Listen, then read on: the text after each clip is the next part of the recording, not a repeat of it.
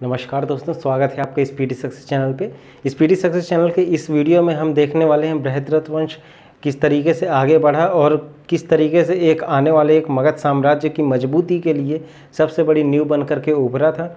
और जो हम आप आसपास के जो है क्षेत्रों में देखते हैं, मतलब जिस तरह से टीवी में देखते हैं महाभारत और रामायण वगैरह, उन सबको भी हम इसमें लिंक करने की कोशिश कर रहे हैं कि किस टाइप से जो है महाभारत एक एक्चुअल में चीज़ में था जो बिहार के अस्तित्व में आता था। तो हम वो इस वीडियो में चर्चा करने वाले हैं। चलिए शुरू करते हैं आज का वीडियो। देखिए, सबसे पहले मगध साम्राज्य का उदय हम इसमें देखने वाले हैं। इसमें आज हम पहला वंश की बात करेंगे, बृहद्रथ वंश। इतिहास में इसको सबसे पुराना वंश भी कहा जाता है, जिसकी स्थापना बृहद्रथ नाम के एक व्यक्ति ने की थी। ये बृहद्रथ, इसके पिता का नाम था चेदीराज वसु। ठीक है, ये बृहद्रथ वंश के जो है सबसे प्रतापी राजाओं में से एक माना जाता था। लेकिन बृहद्रथ वंश का सबसे प्रतापी राजा नंबर 1 पे अगर पूछा जाएगा कौन था, तो ये था जरासंध था, जिसका नाम। और इस जरासंध का जो है सबसे बड़ी खासियत क्या थी, ये अपने शासनकाल के दौरान इसने 10 राजाओं को हराया था, जिसमें से ये इनके काफ़ी सारे के नाम लिखे हैं: काशी, कौशल, छेदी, मालवा, विदेह, अंग, वंग, कलिंग, कश्मीर और गांधार। ठीक, गांधार को जो है अभी कांधार वगैरह भी पढ़ते हैं, अलग अलग नाम मिलते हैं, तो इनको हराया था। इसके अलावा ये अगर आप बात करते हैं कि ये जो क्या नाम है, प्रतापी राजा जो जरासंध था, ये जरासंध ने जो है अपने शासनकाल में तो इतने को हराया। इसके बाद ये अपने और भी जो है साम्राज्य की मजबूती के लिए एक मजबूत शासकों को ढूंढने लगा, जहाँ पर ये विवाह नीति की अपने जो प्रथाओं को शुरू करेगा। तो मथुरा के एक राजा हुआ करते थे जिनका नाम था कंस। कंस ने अपनी बहन की शादी जरासंध से कर दी थी, और जो है जो अपना भी राजधानी कंस ने राजगृह बना दिया था। राजधानी की अगर बात करें तो यहाँ पर मगध में इस समय जो है 3 राजधानी, एक राजधानी ही थी जिसका 3 अलग अलग नाम मिलता है, जिसका नाम था वसुमती, गिरिव्रज या राजगृह। ये तीनों नाम पाए जाते हैं। ठीक, इसके अलावा ये जयद्रथ तो इतना देखिए शक्तिशाली था, जिसने 10-10 राजाओं को हरा दिया था। तो जाहिर सी बात है, इसको हराना तो इतना आसान बात था नहीं। तो क्या होता है कि हम जो महाभारत में कृष्ण वगैरह का भी जो रोल्स देखते हैं, तो कृष्ण जो है इसको जयद्रथ को हराने के लिए, जरासंध को हराने के लिए क्या करते हैं कि महाराज पांडु के जो पुत्र होते हैं, जो पांडव लोग होते हैं, ये अर्जुन, भीम, नकुल, सहदेव, युधिष्ठिर वगैरह, तो उन्हीं का जो है सेकंड नंबर वाला पुत्र था जिनका नाम था भीम, जो सबसे ज़्यादा ताकतवर हुआ करते थे। उनकी मदद लेते हैं और उनकी मदद से जरासंध को द्वंद्व युद्ध में हराते हैं। द्वंद्व युद्ध के बारे में थोड़ा सा एक स्टोरी बता दें। क्या जरासंध को एक वरदान मिला हुआ था, वरदान या अभिशाप जो भी होता है, वो मिला था कि जरासंध को एक तरीके से अमर था।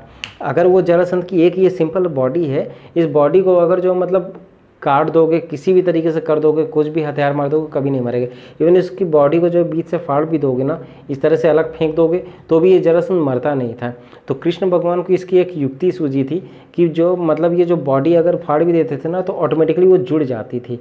तो इसको जो है एक उसका ट्रिक ये देखा कि बॉडी का ये हिस्सा इस तरफ फेंक दे और ये वाला हिस्सा इस तरफ फेंक दे।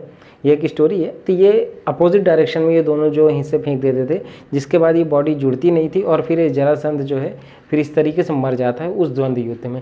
तो ये थी एक जरासंध की कहानी। ठीक, ये तो इस वंश का राजा हो गया, ये सबसे प्रतापी राजाओं में से एक।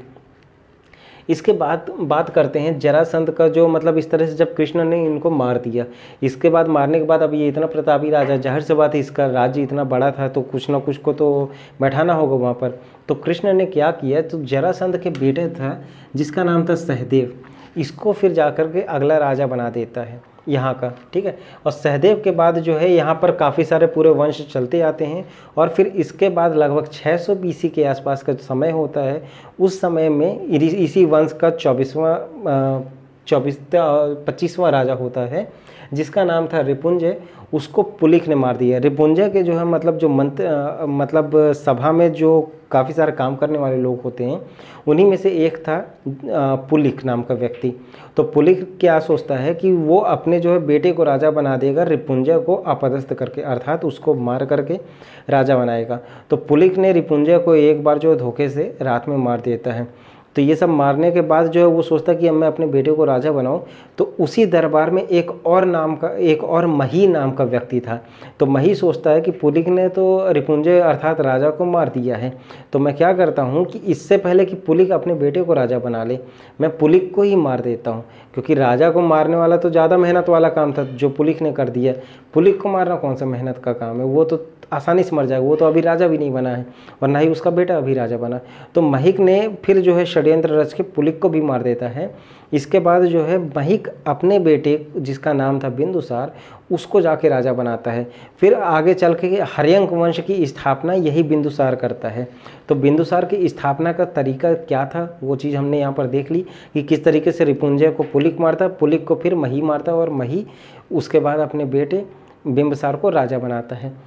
खैर, ये तो एक हिस्सा हो गया इस पूरे बृहद्रथ वंश का। अब बात करते हैं, हमने कल जिस तरह से बात की थी विदेह की, उसके बाद आज बात करते हैं विदेह के बाद एक वैशाली के लिच्छवियों की। ठीक, तो ये वैशाली के लिच्छवी जो है, देखिए गढ़ राज्यों में सबसे बड़ा और सबसे शक्तिशाली गढ़ राज्य था लिच्छवी, जो कि लगभग 7वीं ईसा पूर्व में राजतंत्र से गणतंत्र के रूप में अपने आप को स्थापित किया था। यहाँ पर इस वंश में एक मतलब जो स्थापना के रूप में देखा जाता है, तो पुराणों के अनुसार मालूम पड़ता है इक्ष्वाकु नाम के व्यक्ति जिन्होंने विदेह, उनका एक पुत्र था, विदेह नगर बसाया। वैसे ही इक्ष्वाकु के दूसरे पुत्र जिनका नाम था विशाल ने फिर ये वैशाली नाम के एक नगर को बसाया था, जहाँ की ये फिर लिच्छवी वंश शुरू होता है। तो विशाल ने वैशाली को बसाया। इसके बाद जो है विशाल के बाद उनका पुत्र नमनेदिष्ट नाम के जो व्यक्ति थे, उनको इस नगर का राजा बनाते हैं। तो इस प्रकार से पता लगता है कि वैशाली की स्थापना किसने की? वैशाली की स्थापना विशाल ने की। जबकि वैशाली के प्रथम राजा का नाम अगर पूछा जाएगा तो वैशाली के प्रथम राजा थे नमनेदिष्ट। ठीक, इसी तरीके से वैशाली में जो है सभी अन्य राजाएं आते जाते हैं। तो इसके बाद अंतिम राजा की अगर बात करेंगे तो वैशाली के अंतिम राजा थे सुति अथवा प्रमति। ये इस वंश के 24वें और अंतिम राजा के रूप में बैठते हैं। ठीक, तो इतना तो ये हो गया। इसके अलावा वैशाली का एक इम्पॉर्टेंट बात ये है कि महात्मा बुद्ध के परिनिर्वाण के बाद जो है, उन्हीं के जो है मतलब याद में जो है वहाँ के एक वन अर्थात महावन में एक कातागार की स्थापना की जाती, कातागारशाला की स्थापना की जाती है, जो महात्मा बुद्ध की याद में बनता है। इसकी स्थापना कौन करता है कातागार की, अगर क्वेश्चन आता है तो कातागार की स्थापना महावन में लिच्छवियों द्वारा की जाती है। ठीक, इसके अलावा इसी वंश में एक राजा आते हैं, राजा चेतक, जिनकी पुत्री का नाम रहता है चेलना।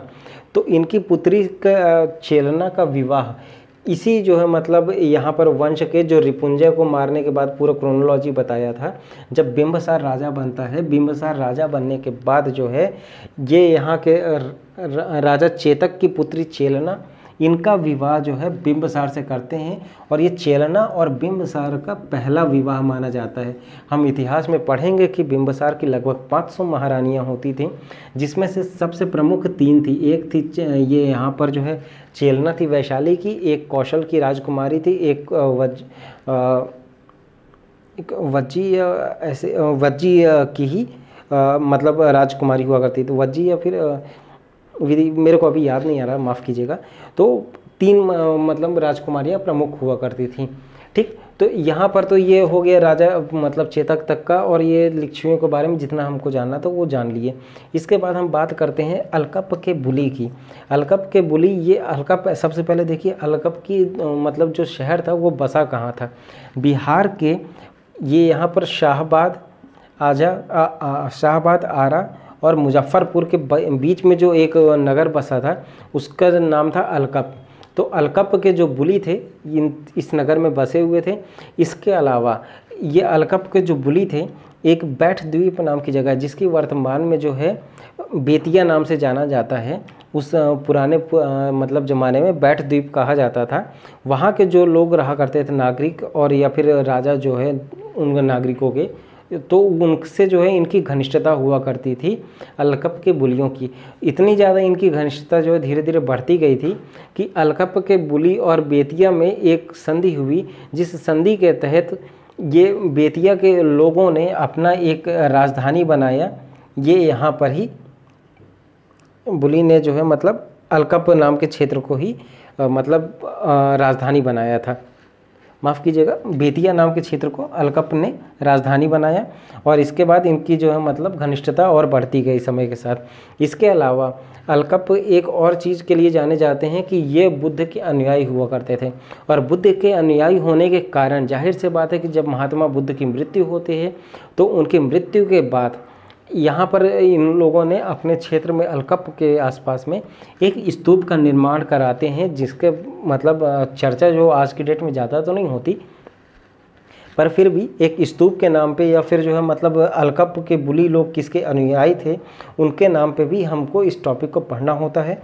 ये थी इसमें मतलब जितने भी इम्पोर्टेंट बातें थी सब, ठीक। इसके अलावा अगर हम बात करते हैं कुछ और थोड़ा सा इन्फॉर्मेशन आपको दे देते हैं। सबसे पहले देख लीजिए, जो मगध जो हुआ करता था, मगध की और गया, इन दोनों शहरों को जो मतलब जो हुआ करता था, ये पूरा जो है मतलब आधुनिक जो है बिहार कह लीजिए या फिर जो है मतलब उस समय का मगध साम्राज्य, ये जो मतलब ये मगध का केंद्र हुआ करता था, ठीक है। इसके अलावा पुराणों के अनुसार, ध्यान दीजिएगा, पुराणों के अनुसार मनु के पुत्र सुद्धयुग्म ये जो एक व्यक्ति थे, इन्हीं के नाम पर ही गया का नाम पड़ा था, ठीक है। या फिर ये दूसरे शब्दों में कहा जाए कि गया की स्थापना किसने की? गया की स्थापना सुद्धयुग्म ने की थी। इसको याद रखना होगा कि ये जो क्वेश्चन अगर आता है तो इसको भी ध्यान दीजिएगा कि गया की स्थापना किसने की या फिर गया किसके नाम पे जो है बना था, तो ये बना था सुद्धयुग्म। इस चीज़ को याद रखिएगा, ये एक इम्पॉर्टेंट थोड़ा सा फैक्ट था।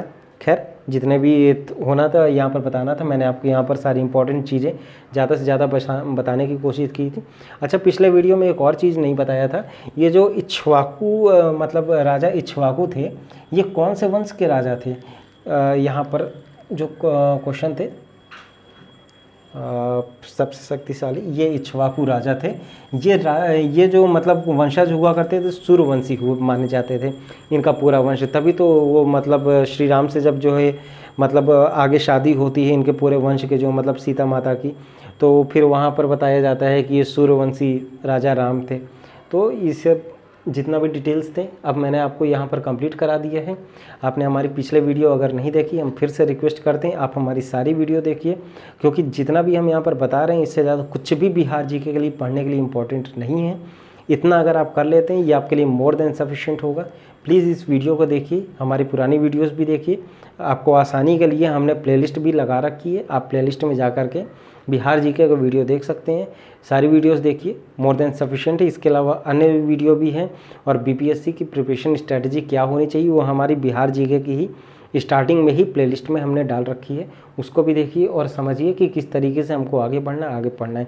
और साथ ही साथ जो हम करंट अफेयर की वीडियो भी अपलोड कर रहे हैं उसको भी रेगुलरली देखते जाइए, क्योंकि वो बहुत ज़्यादा इंपॉर्टेंट है। कम से कम 25 क्वेश्चन आने के 100% चांस हैं इस बार के 66 बीपीएससी के करंट अफेयर्स में। चलिए ठीक है, हम आगे की बात करते हैं फिर अगले वीडियो में। फिलहाल के लिए इतना ही।